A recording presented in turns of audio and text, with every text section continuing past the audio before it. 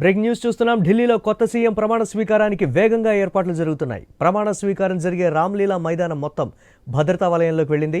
CM అభ్యర్థి ఎవరో ఇంకా తెలియకపోయినా ఏర్పాట్లు ముమ్మరం అయ్యాయి. కాసేపట్లో ఢిల్లీ సీఎం ప్రకటన ఉండే అవకాశం కనిపిస్తోంది. దానికంటే ముందుగా ఢిల్లీలోని బీజేపీ పార్లమెంటరీ పార్టీ సమావేశం జరిగింది.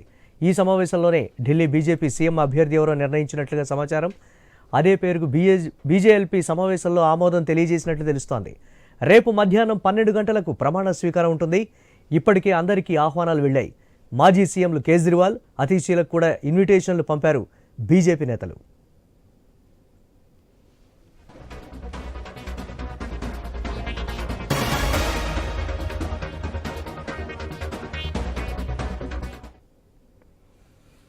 ఢిల్లీలో కొత్త సీఎం ప్రమాణ స్వీకారానికి వేగంగా ఏర్పాట్లు జరుగుతున్నాయి. ప్రమాణ స్వీకారం జరిగే రామ్లీలా మైదానం మొత్తం భద్రతా వలయంలోకి వెళ్ళింది. సీఎం అభ్యర్థి ఎవరో ఇంకా తెలియకపోయినా ఏర్పాట్లు ముమ్మరంగా జరుగుతున్నాయి. దీనికి సంబంధించి మరిన్ని అప్డేట్స్ మా ఢిల్లీ కరెస్పాండెంట్ రామకృష్ణ మరిన్ని అప్డేట్స్ అందిస్తారు.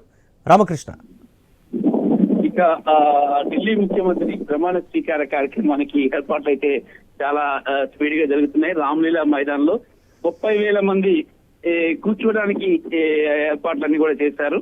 అలాగే ఆంధ్రప్రదేశ్ ముఖ్యమంత్రి చంద్రబాబు నాయుడు, ఉప ముఖ్యమంత్రి పవన్ కళ్యాణ్ కూడా ఢిల్లీ వస్తున్నారు. మరి విఐపీలకు ఇప్పటికే ఇన్విటేషన్లు వెళ్ళిపోయినాయి. మొత్తం అంతా వెళ్ళి అందరినీ పిలుస్తున్నారు.